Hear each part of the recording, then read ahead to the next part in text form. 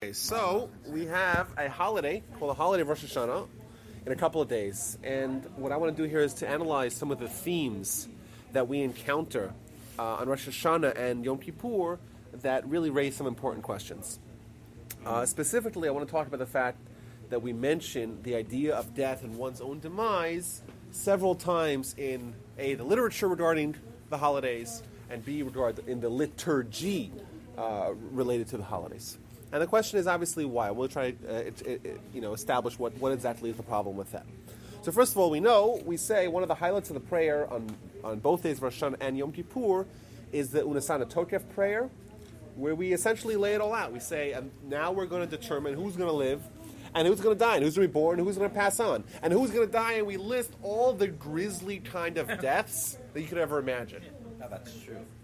And obviously, it seems a little who by stone, who by fire, exactly. It seems a little hyperbolic. It seems a little over the top. It seems like we're trying to intimidate the reader and shake him awake. Mm-hmm. And the question is obviously, why? It seems like overkill. It seems like it's a bit much.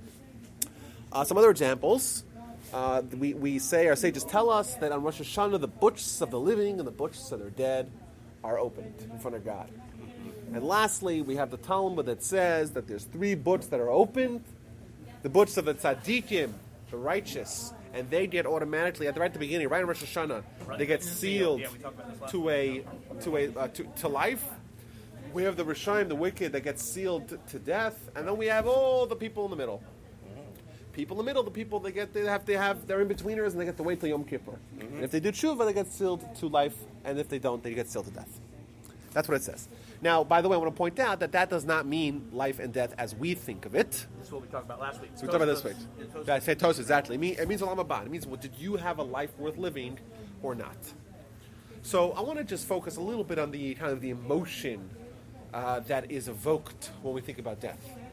And a little bit try to understand how it's designed to make our Rosh Hashanah and Yom Kippur experience all that more meaningful. Because the questions it's a really good question, Rosh Hashanah is the day that we celebrate some major events. Most notably, Dave, Rosh Hashanah is the anniversary of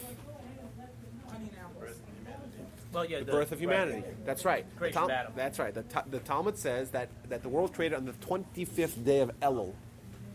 And then on the 6th day, it's the first day of Tishrei, and that is the birthday of mankind. And you would think, I think that's a good question, you would think, why do we celebrate the birthday of mankind more than we celebrate the birthday of the world at large? Hashem tells us that.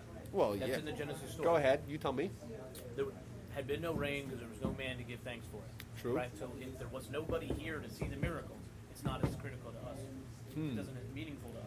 So essentially the world was created on the 6th day because the world in its purpose was for mankind. It's only for mankind. And therefore, everything else is laying the groundwork. We know the last thing that was created is man. And by the way, the Talmud actually asked the question, asked the question, why is man created last? If man is of primary importance, man should be created first, you would think. You first start with the most important, and then you move on to the less and less important subsequently. But the Torah does it the other way. Look at the 13 principles of mercy, right? We go to the more intense. It always goes. You say it's an ascending order. It's an ascending order. build up, maybe. Yeah, but I would argue that you could always say that the Go fire ahead. was made before us. Booyah! Huh? Booyah! High five there. What did you think? Because He God, quoted the Talmud. What? Talmud gives a few answers. One of the Talmud says, say it again, Austin. So we can always say that the fly was made before we Exactly. It says if someone gets haughty, you tell him yitush. Even a yitush was created before you. Even a fly was created before you. If someone has the has the risk of being arrogant, of having ga'ava, you say, "Oh, you're so important." You know what came before you? The lowly fly that you swat away. One of the answers the Gemara gives. Another answer the Gemara gives is that you make a party. You want to invite the guests. First, you set the table and make sure it's all ready. Yeah, I was going to say, you build the cage before you put an animal in it, right? That's right. Yeah. That's right. Absolutely. all set up. That's what I was thinking. Well, either way, So either way, mankind is at the center of the worldview of the Jew. What I mean by that is, if we talk about purpose, like you mentioned, or we talk about the grand scheme, the grand picture that God has for us here, the purpose of it all emerged day 6. Day 6 is what it was all for. And you think about it, how bombastic a statement does that sound? Right? Essentially, we're saying there's between 1.25 and 8.7 million species out there now, according to science. That's the lowest and the biggest, the highest estimates that I found. Obviously, we don't really know how many species there are. And science would argue that 99% of all species that have ever lived are already extinct. Yet, we say that us, humanity, the least gifted physically of the beasts, we are the purpose of all. Everything is there just to enhance our experience or enhance our conflict that is at the core of our life. And thus, we could say, Rosh Hashanah is not only the anniversary of mankind, it's the anniversary, essentially, of the world at its, full fruition. Right? This is what the world is. The world is man in an arena where man has challenges and conflicts. We call that free will. And free will is at the core of whatever it is we say is the purpose of existence. How so? You mentioned that the Ramchal says, right? As to just a little bit of inside baseball here, there is somewhat of a dispute amongst the commentaries, Jewish sources, as to what is the purpose of existence of the world. And there's basically, they fall into two categories. We have the verse in Isaiah that says everything that God created was for his honor. Honor of God. Glory of God. That's what it's all about. And then we have Ramchal, Maimonides, Luzzatto. They talk about everything being here as an arena for us to have pleasure. Either God to give us or us to enjoy, have Olam Haba. Either way, those are the two answers. What I'll show you is that those two are actually linked. They're actually the same thing. How so? Right? So let's break this down here. How does man get pleasure? By doing mitzvos that earn the pleasure. Okay? How does someone do a mitzvah? Via free will. Okay? Put that aside, right? Our free will is our humanity, and that is what essentially defines us as an entity, as a being, and using that tool, right, that enables us to have the pleasure that is the ultimate purpose, on one hand. On the other hand, if we are to say that the purpose of it all is to augment God's kingdom, right? And how does that work? Well, God was a total ruler of all beforehand, right? He was a ruler, but he wasn't a king. Why? Because there's no independent verification of God. Right? If you create 1 billion angels and all the angels have no option to say we reject God, well, then there's no independent verification.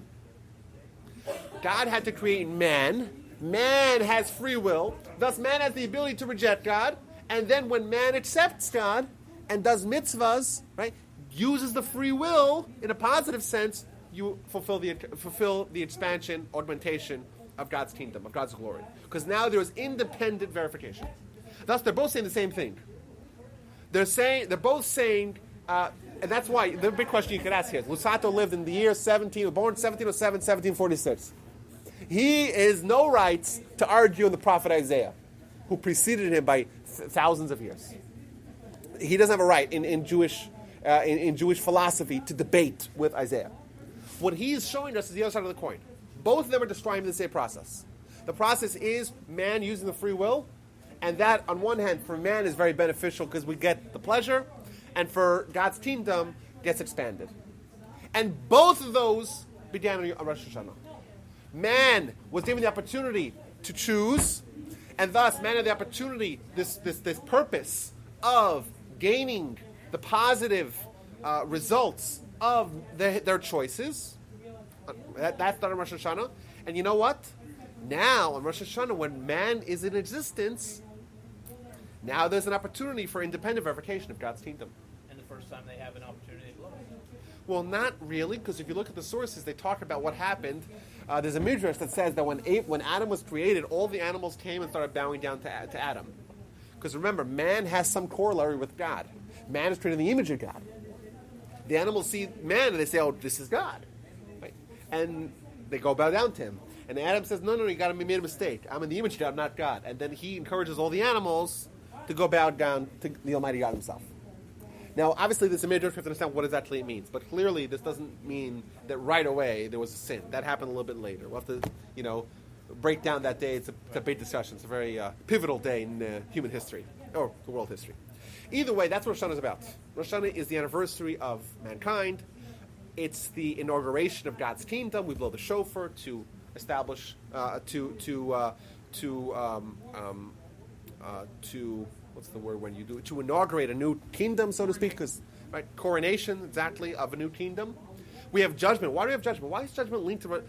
Think about this. There's a lot of themes that are bouncing around Rosh Hashanah. The idea of judgment. What does judgment have to do with the birth of mankind? And what does judgment have to do with establishing God as a king? The answer is that the birth of mankind enables this idea of God's kingdom. Thus, this is the beginning, the anniversary of God's kingdom as well. And what happens when a new administration comes into town? You know what happens? They judge and they evaluate who is positive and who's a positive effect in the kingdom, right? Who is an asset and who's a liability. Thus, it's all linked together to the same, to the same historical basis of the day. That's what Rosh Hashanah is about. And then we start the prayer and we say all the most depressing things you could possibly think of. Who's going to die by burning, and who's going to die by the mouth of the sword, and who's going to die out of hunger, and who's going to die out of thirst. Is this really a way to kick off a year? Is this really the way to capture the inspiration of the day? What we should have said is, you know what? Who is going to be the one who's going to be reborn? Who is going to be the one to make this year the best year possible? I like that one. That sounds much better. It does. Don't you think? Yeah, I think we need to go ahead and change up some things. It's not human nature, though. Human nature is motivated by the thought. Well, yeah, but No, especially I would say that that's not true. I agree with you, and we'll see why. Well, But we're not motivated by positive reinforcement. By positive. I don't know. Are we? It depends upon who you're talking about. Some people are more inclined to be motivated out of fear, and that's one thing which I don't know. I think the healthier form of being motivated is through seeking out reward. Well, the question is not what's healthy. The question is what works. Let's see how this works. People Because will seek out a reward they can see and touch. You can't see and touch this reward. You have to have faith that it's going to exist. You Right. have no evidence of your reward. That thus is faith. You have to live your entire life working to a reward that you won't get until it's too late. But we know, throughout the Torah, Hashem creates two human beings, gives them everything they could possibly need. One rule, they break it. Hashem put 10 plagues on the Egyptians, splits the sea, drowns Pharaoh's army. 40 days later, making a golden calf. Right. Come on. We haven't done well with a lot of the chances we've had. well, it's also important. It's also important for us to not take a simplistic view, especially the Adam story, because that whole thing is, is masked in mystique, and you have to understand what's actually going on. And also the story of the golden calf, 3,000 people. It's less than 0.5% of the nation. And what exactly was their sin? What exactly did they do wrong? This is obviously a big discussion. But I do agree with you. Maybe inspiration doesn't last. And maybe 40 days after Mount Sinai, it's possible for people to do something which is at least akin to idolatry. And that's a very good question. How is that possible? Maybe inspiration is maybe healthier, but it doesn't last. Yeah, they actually had the proof. We have to Oh live yeah. without Oh it. yeah. They That's have right. it. That's right. That's right. We have proof in our everyday life through emotion, through seeing a child being born. We have proofs like this, but we don't have the proof that they had. They actually saw the Almighty work. Yeah, they don't have right. We don't have the incontrovertible proof of prophecy. But either way, I think it's still a good question I that just why think that- on the birthday of mankind do we focus and dwell on his ultimate demise? I think it's a good question. I want to dig into this. Because I just thought Go that, ahead. I just wanted to interject, because the thing is, a lot of people who are successful, from a psychological perspective, as I understand study, people who are, there's like I said, there's two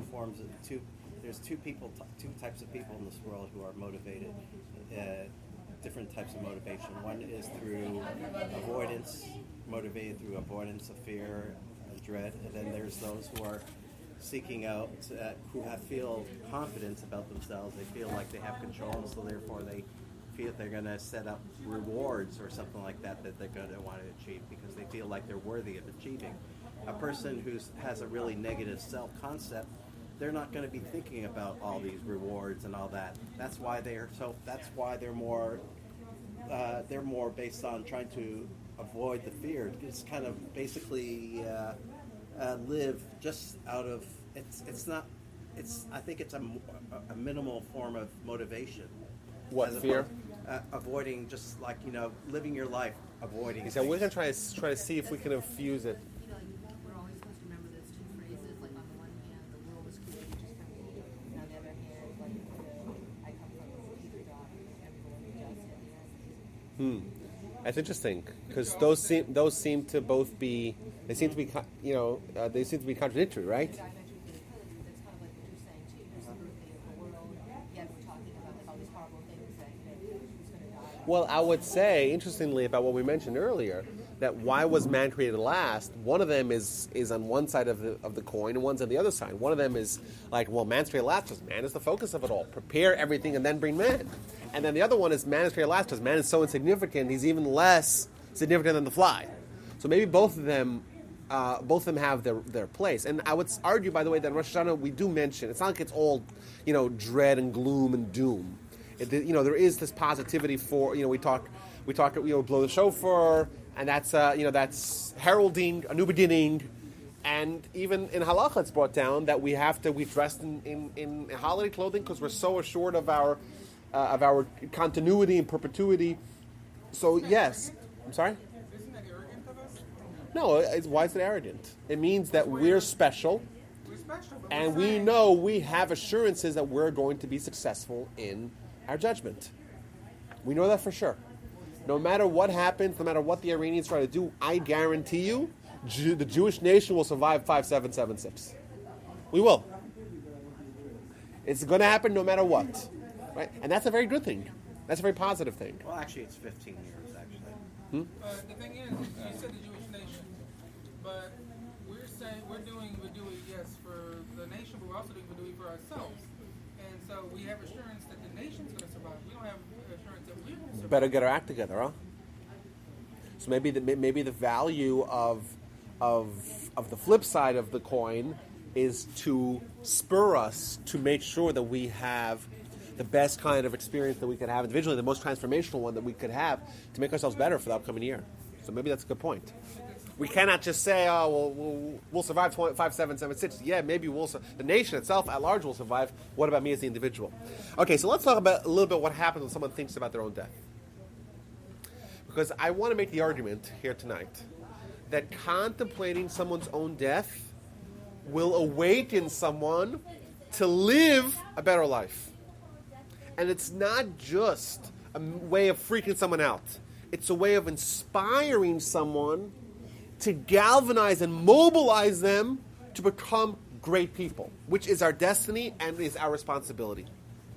And I wanted to talk about, how we are actually oriented in this world. And I'll explain what I mean here. You mentioned Luzzatto, we'll go back to Luzzatto. Luzzatto talks about the man who's blind. What's the most dangerous thing a blind man could possibly do? Walk into the drive. Drive a car, I would say. Yeah. Why? Because they'll probably end up dead and probably hit some pedestrians or other motorists with them. And Luzzatto talks about the fact that we have these people that are blind, or it's in the darkness, and they're walking at the edge of the river. And they can fall right in. Remember that? Oh yeah. So that is how we are described in this world. Blind men walking at the edge of the river. Right? I would say, maybe to update a little bit, a blind man behind the car. Why are we blind? What is so crucial that we're missing? What don't we see? What we don't see is the big picture. What we don't see is this expanded view of who we are and what we're going to do in this world. And therefore, because the true purpose of the world is masked, we live our life and our priorities are upside down. If we really realized, if we weren't blind, what would we do? How would we behave if we weren't blind? We would live our life with the cognizance and realization that this life is but a corridor to next life. That all we're here for is to accomplish spiritual accomplishments, to prepare ourselves for the feature presentation. And we're told again and again in Jewish sources, there's so many sources about this. This world, for example, in Pirkei Avot, chapters of the Fathers, this world is but a corridor, a hallway to next world, which is the grand ballroom. Huh? That's right, Trachla, that's right, excellent. Yeah. The time of burning. Right? But how do we live our life? How do we live our life? We live our life, and I would say most people most of the time, they have the priorities upside down. They think that this world is the ultimate world, and this is a final destination. This is not a means, this is an end. And therefore, they're blind. They totally miss the boat. They don't see what is essentially really so important, so crucial, and maybe even so obvious if you think about it. And they live a life where where everything's upside down. But if they're blind to it, then how can they be punished for it? Because they have the ability to open their eyes.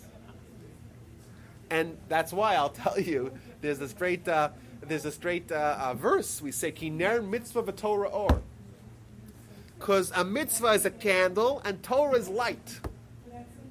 And the Talmud tells us exactly on your point that we're in the darkness, and yet there's so many dangers that could happen to us. I would take that and say that's really a corollary to what Luzzatto says. We're in the darkness at the edge of a river. So many bad things can happen to us. However, we have the option. We have a flashlight. You're not going to turn the flashlight? Well, then you're negligent. Then you deserve everything that happens to you. What's the flashlight? That's the Torah. Right?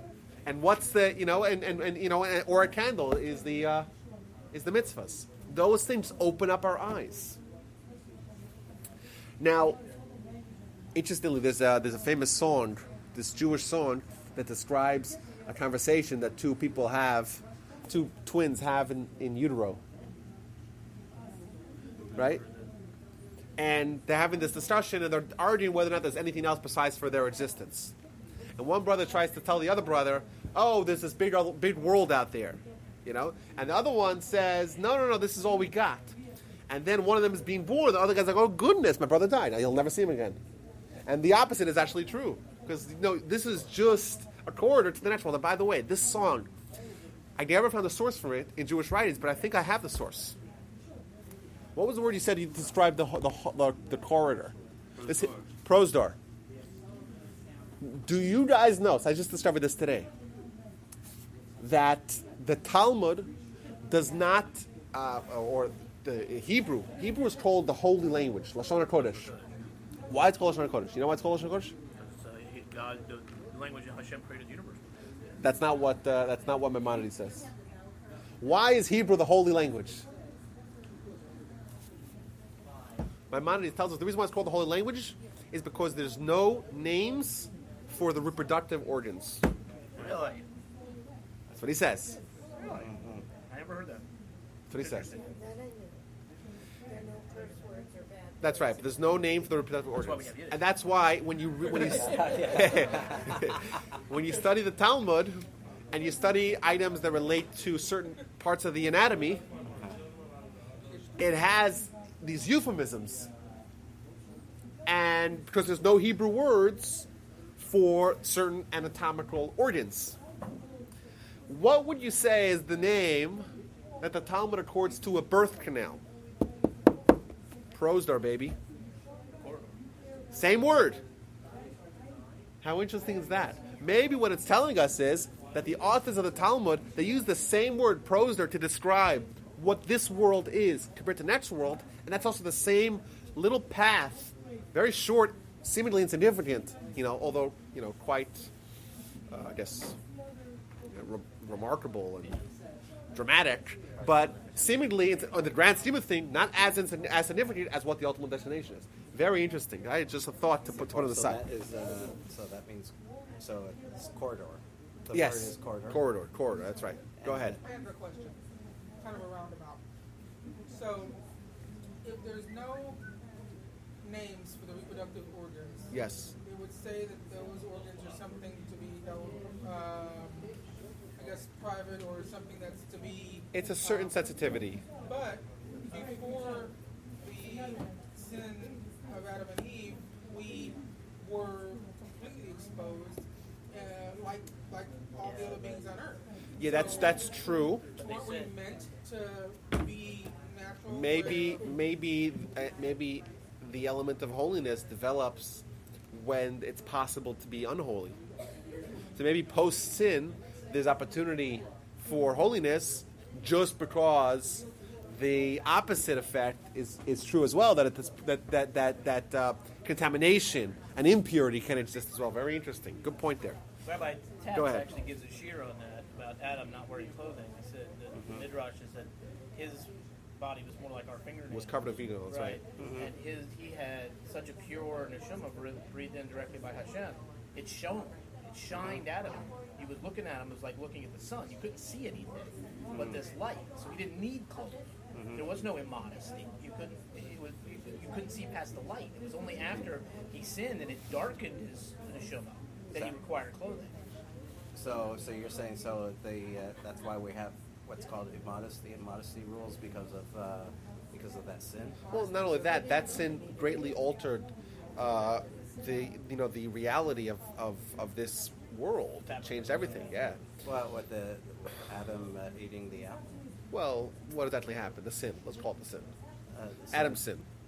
Notorious sin. But Well, it's funny, Rabbi Berger gives a speech about this where he says, humans are horses. What that means is if somebody were to say, Jonathan, do you have a soul? Would you answer me? Horse. No, you don't. Okay. David, do you have a soul? I have a neshama, yeah. No, you don't.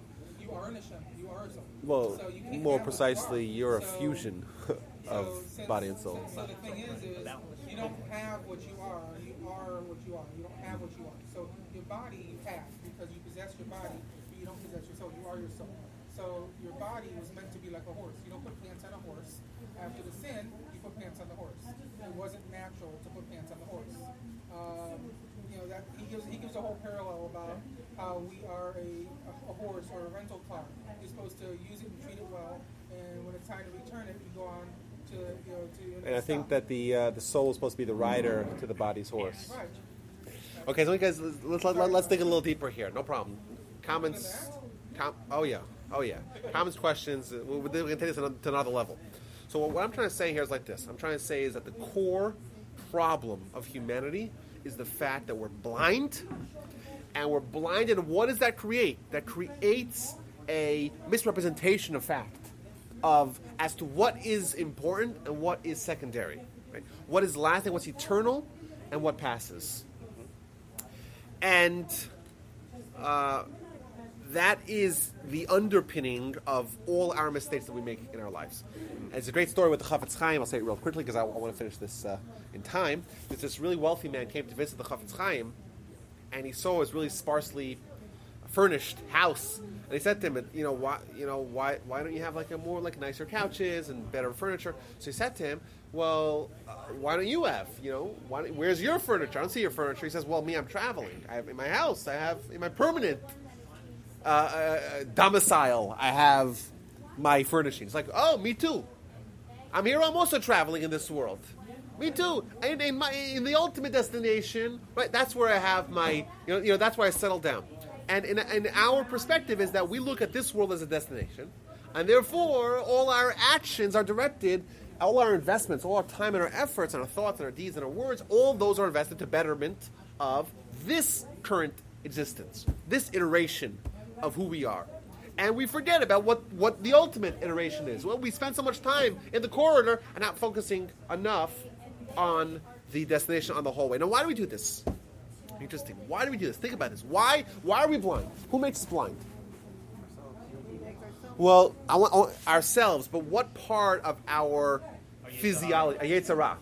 Our Yetzer Hara does that. And I'll give you some proof of this. You say, oh, Rabbi, give me a source. I'll give you sources.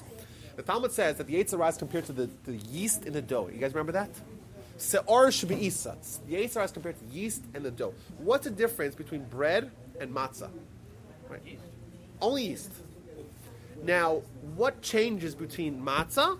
You put in yeast, and now you have bread. What changes? Nutritionally, nothing.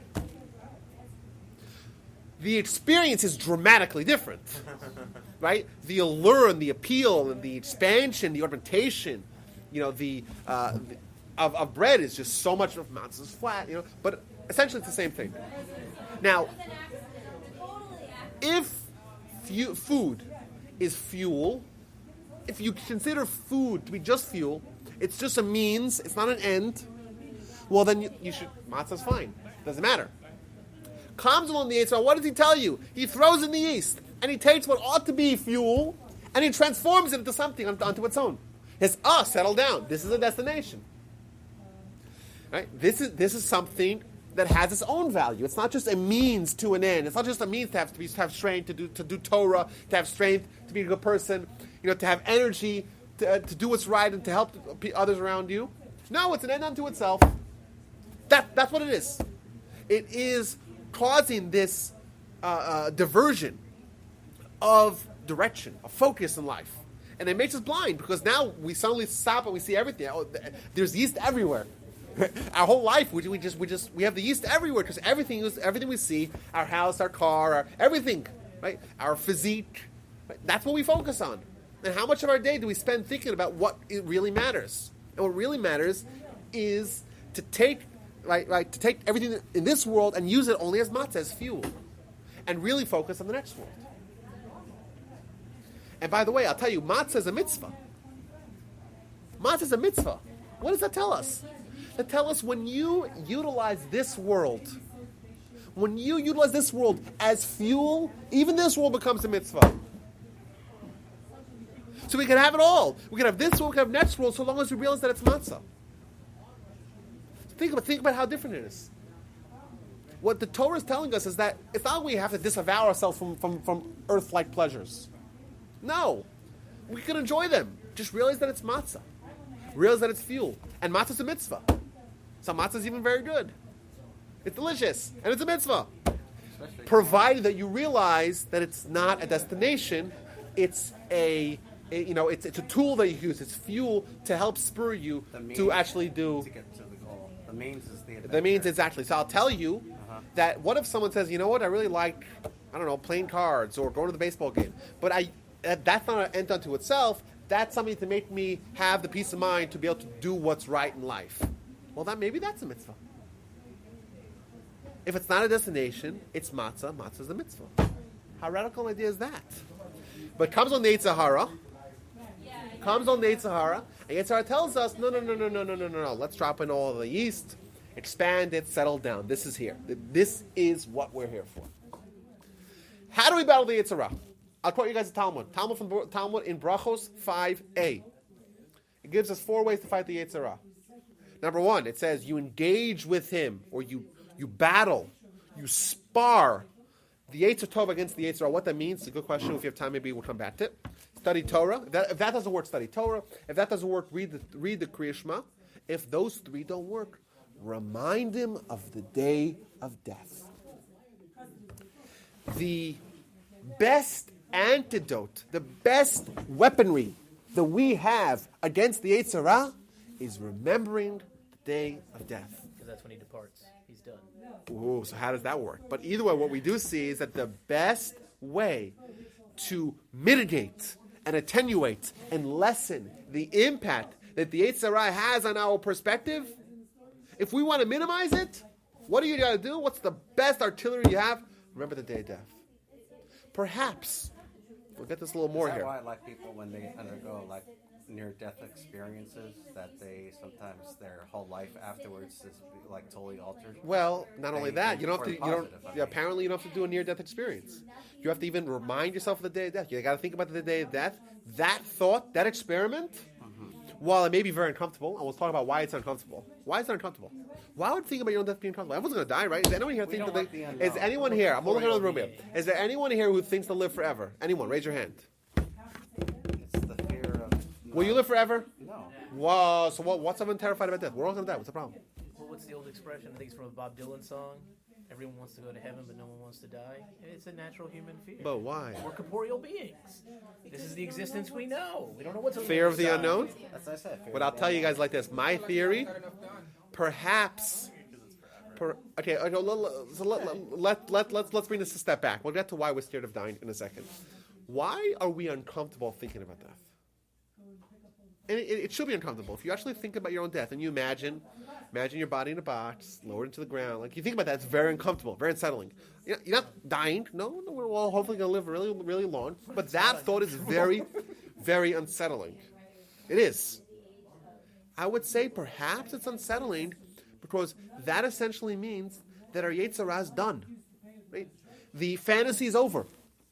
And we like the fantasy. We feel connected to the Yetzer Hara. We like our life here. We like this materialism. We love the yeast. Give me some more yeast. So the greatest malicious act of the Yetzer Hara was not just to give us all that yeast, but to make us convinced that it's we who want the yeast. I love the yeast. And therefore, I thought of death and that the yeast all goes away and you don't bring any yeast with you, that thought is so disheartening, so distressing for us. Because it is battling the Yetzer Hara, and that's something we don't want to do necessarily. Now let's talk about why are we scared of death. So we said why are we scared of even thinking of death. Why are we scared? So some people say it might be the fear of the unknown. A fear of the unknown. I'll tell you why. It's not unknown. I'll tell you exactly what happens. After you die, right? They'll probably sign a death certificate. And they'll clean you up really nice. They'll wrap you in the shrouds. They put you in a box. They dig a big hole, put you in, cover. Well, what's the problem? What's the unknown? What? Does anyone not know that? You're scared about your neshama? Suddenly we're scared about our neshama? How come we're not scared about our neshama right now? You really think we're scared of the death because of our neshama? I don't think so. If we're so worried about the neshama, let's worry about it now. Your neshama is liberated by death. The best experience your neshama can have is death. Huh? I don't know, but it's liberating. I'll tell you a proof. Because the Midrash says in Pekudei that every second your neshama wants to leave your body. Do you know that? Every single solitary second. And what keeps it in? Hashem forces it in. Your neshama wants to die. It would love that, nothing more. So if you worry about the soul, how can you worry about the soul? The soul's happy. The soul's finally liberated. But there's judgment. So why are we scared of death? Judgment. Huh? Judgment. We scared of judgment? Retribution for anything we've done wrong. Yeah, but come on, is that really why everyone, even people that are not scared of retribution, are worried about death? Why are we scared of death? When people are afraid of dying, they turn to religion because they feel like they have to make up for lost time. They feel like they have to connect because they're afraid that what's going to happen. I mean, I have to make some sort of impact to the Almighty. I mean, I was a combat officer in the Army, and the old adage is true. There are no atheists in Father. Absolutely. Mm-hmm. So let me tell you guys my thought. You guys tell me if you agree with me. I think it's a little bit of a deep idea. I think that the reason why most people are scared of dying is not because of fear of the unknown. We know exactly what will happen. We're not worried about our neshama because we never worry about our neshama. It's so far from our worldview. It really is for most of us. Why are we terrified of death? The reason is because for most of us, the bulk, the majority of our actions, our thoughts, our effort is in this world as a destination. And therefore, what happens when someone dies? Everything crumbles. Their whole life, everything that they invested their life in now is obviously rejected. It's invalidated. And to think about your whole life being invalidated, everything that you invested time and work towards materially is gone now? It all crumbles like a house of cards? That is very disheartening. That's distressing. You don't agree? I disagree. Go ahead. The mitzvahs you do, the people you Oh, help. so what's the tzaddikim mean? The righteous people. Go ahead. You don't have to be righteous to do mitzvahs. Anyone Well, can doing do mitzvahs is an act of righteousness. Yeah, but when you do mitzvahs, those mitzvahs stay there. Absolutely. You help other people. You've helped them, and they have changed. Of course. And that doesn't And if someone, of course. And that's why I would argue that if someone is a tzaddik, is a righteous person who does a lot of mitzvahs, to them, the day of death is a validation. I'll bring you proof. Once again, I got proof about this all. What does it say about a tzaddik who dies? I'll bring you some examples. It says, huh? Well, not only that, it says, don't al ta'amin ba'atzmecha ad yom motcha. Don't believe in yourself to the day you die. But that's the Mishnah in the chapter of the Fathers. Don't have confidence in yourself to the day you die. Al ta'amin ba'atzmacha ad yom motcha. Don't believe in yourself. Don't feel secure in yourself the day you die. What happens the day you die? What do you feel? Nothing. You feel secure in yourself. You know if you're righteous and now you're dying, you have a life well lived. It's a validation. Step further. The Talmud tells us in Sota, the same Talmud that talks about Ner mitzvah and Torah or that a mitzvah is a candle and Torah is this overwhelming light. It says that, it just examples, if someone is walking in the dark and they could trip over rocks and they could be eaten by wild beasts and they could have thieves coming at them, right? All the bad things can happen. They have a candle, well now they're saved from one thing. If they have the light, they're saved from another thing. And then the end is that if someone reaches a crossroads, they're saved from everything. A crossroads are saved from everything. That's the pinnacle. What's this crossroads? What's Prashas Drachim? That is this end point. That is this ultimate. The transition from life to death. Well, so it gives a few examples. Right? But what is this point that we can have such total peace and harmony and security that we know nothing bad will happen to us? It says a Talmid Chacham, a righteous person, and the day of death. The day of death is the one day for the righteous that is the best day for them. It's as ironically as it sounds. That is the day where their life gets validated. Where now they know they have nothing else to worry about. Now their life has been fulfilled. So let's recap this thought. I agree with you. But I say most people, right? For them, not most people, if people invested, forget about most people, the people that make this world a destination, people that are totally overwhelmed by the Yetzer Hara, what's the most terrifying thing? Death. Why? Because in everything you're investing, everything that you're working towards is all gone. You can't bring anything with you. Part of what you're working on is your family. Well, yes, maybe I would argue the family is something spiritual. That's very interesting. The family is connected to the soul. The family gives you a legacy. The family gives you a continuity. The family. A family that you invest in, that's equivalent to a mitzvah, maybe. That's something that accompanies you forever. Is our soul passed down through within families? Well, yeah. I mean, we find sources that talk about someone's kin being accrued towards their behavior, towards their, towards their merit. Exactly. Yeah, like for the descendants of people who converted from Judaism to something else, often their shamas will affect someone down the line who will want to convert back to Judaism.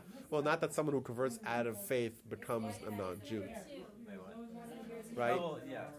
You could be baptized 100 times, you might get wet, but you'll stay Jewish. By the way, it's funny. The thought you said kind of resounded in my head. I have a collection of these little porcelain things called Yadro, and I love them. And I see them; they make me happy. It's one of my peaceful things. I enjoy them. And I don't have any children. And my wife and I were talking one day, and we're like, "What happens when we're gone?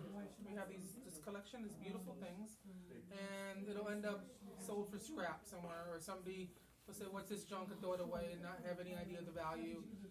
Or even worse, nobody will appreciate the fact that we have so much invested in it emotionally, not financially, but emotionally. Each piece has a story behind it or something. And you think so much about, something as simple as a little porcelain collection.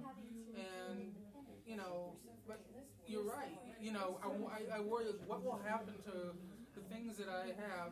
Well, but I'm saying if you expand that a little more, like someone who builds a business, puts 20 hours in the business, 20 hours a day, right? Really slaves on it, invests everything. What happens when they die? So if they have kids, I think that does lend a certain perpetuity to their life. What if they don't? Everything's gone. Everything's gone. All they have is their mitzvahs, and if hopefully they did as many mitzvahs as they can. Donate to the Jewish community because the Jewish community is part That of would be them. that would be the most beneficial thing that they could possibly do. There's a story about a very, very rich man. I don't remember who he was. I think he was one of the founders of Sears and Roebuck. And he spent basically the last 40 years of his life giving away his fortune.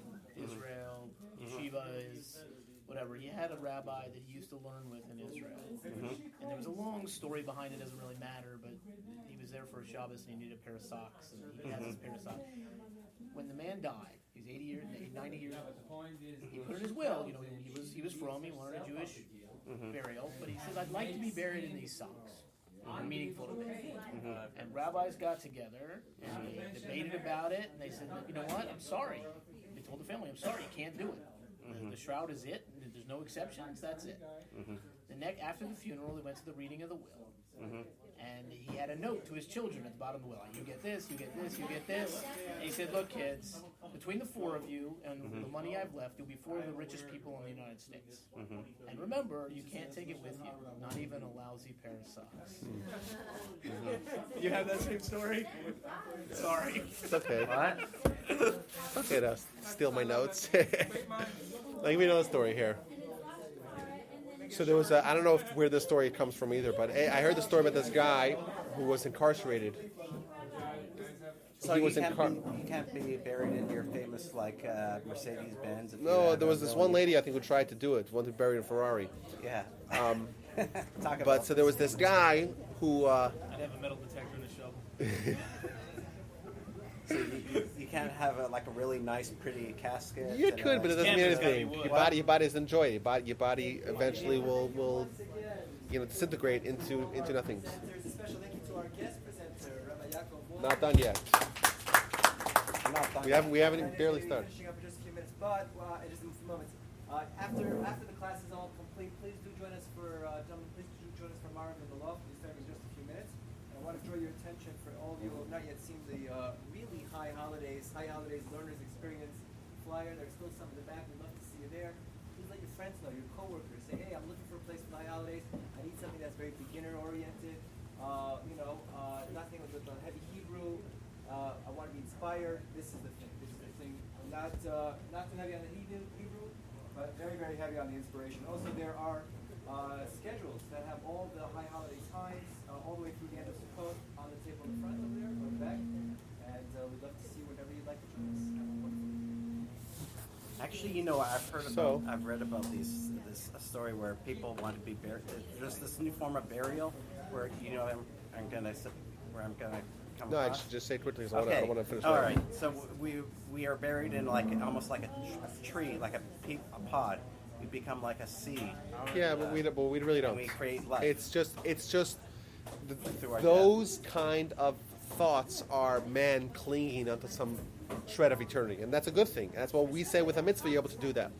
So I heard a story about a guy who was in forced labor, and they told him that what you need to do is they gave him like one side of a hand mill. So like a hand operated grain mill to grind the wheat. They told him on the other side of the wall, they're actually putting the wheat. You're grinding it, and you're fine. So 25 years he would spend just all day, all night grinding the wheat. And then when he was finished, he said, "Okay, I want to look at the other side of the wall just to see what I was doing." And they brought him to the other side of the wall, and they saw that it was just a piece of metal spinning in the air. And that devastation just destroyed him. And if you think about that, like if you realize just the thought of your life being an exercise in futility, just nothing, you gain nothing out of it, that's devastating. That's why we're scared to death, I think. Because we realize that all the effort that we invest into this world that we think is a destination, really it's nothing. When we die, we take nothing of that with that. And that's why I think people have deathbed regrets. Why do you have a regret? Because there's a difference between the way you live and the way you really ought to live once all the fantasy is wiped away. Because on our death, we realize, right, the mask is removed, the blinds are opened, right? The blindness is of the Yetzer Hara is gone, and now we see clearly, and that's why we have the regrets. And I want to say that Rosh Hashanah is trying to cut to the end here. Rosh Hashanah is the day that we really need more than anything else. We need to reinvent ourselves. It's the birthday of mankind, and we have to fundamentally change who we are. We want to redirect our priorities in life, right? However, to do that, you have to get rid of the Yetzer Hara. You have to remove this blindness. And therefore, the tools that our sages give us are going to help us do that. We say, think about your death. And it's not comfortable. It's not fun. It's not fun. And we have an internal revulsion to this kind of exercise. But it's the most valuable because this enables us to really see life more clearly. And if we want to ask ourselves the question, what are we living for? We live for this world and the next world. That's what I brought up at the beginning of the That's right. And that's one of the core themes of Rosh Hashanah. Are we living for the next world, or are we living for our mission? do. in Both, this but world, you those have two to- overlap. Those two overlap. So you can't live, ignoring this world. You have to embrace what you have in this world to help you have a better next world. But you Absolutely. have to follow the example of Abraham and use this world to sanctify Hashem, which is a mitzvah that earns merit for the next world. I mean, that was the big difference that Abraham Avinu brought to the world, using this world to sanctify it. So I just want to tell you guys, there's some other cool stuff there. That, like, there's the Talmud that talks about there's 903 different kinds of deaths. 903. Talmud and Brachos. Oh yeah, so it says 903 ways, and that kind of shows like this tremendous spectrum of life. I don't know. You tell me. Oh, there's got to be a There's number. got to be There's something behind that. reasons for the number. But that shows us that not all lives are equal. Not all deaths are the same. And the tzaddikim, for them, it's maybe the best day of their lives. And for the sinners, it's the worst day of their lives. Because everything suddenly crumbles. All the illusions get shattered. All the fantasies are gone. So our hope is that on Rosh Hashanah, we use this as a tool to really make our life more meaningful. Because when we do that, we're given temporary sobriety.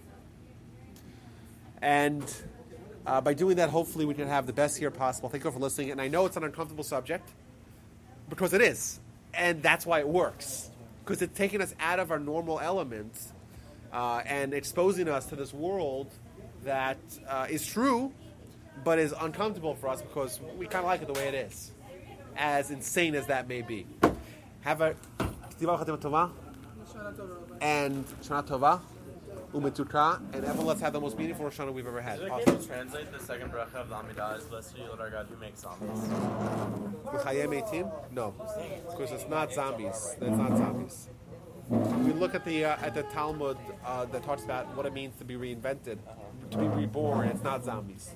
Darn it.